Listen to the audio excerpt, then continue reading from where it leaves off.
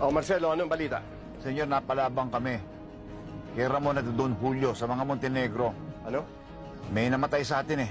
Si Dante, nadali. Pero huwag kang mag-alala. Nadali ko rin si Don Julio. Anong nadali mo siya? Anong ibig mong sabihin? Binaril ko siya.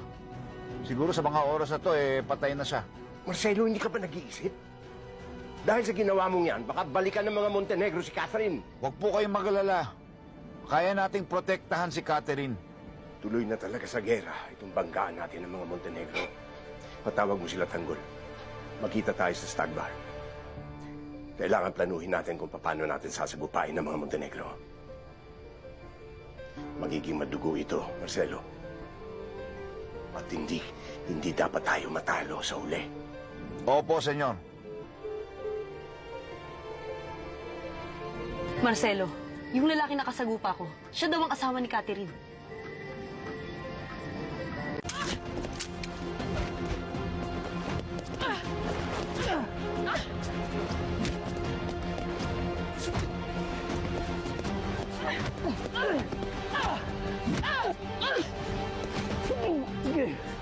Sayang, maganda ka pala.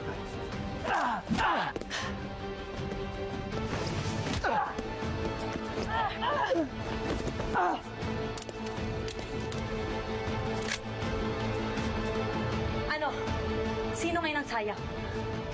Sandali lang. Yun, hindi ka! Sandali!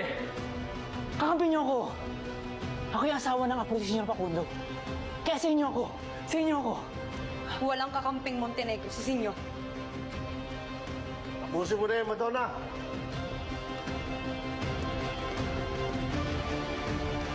Sandali lang.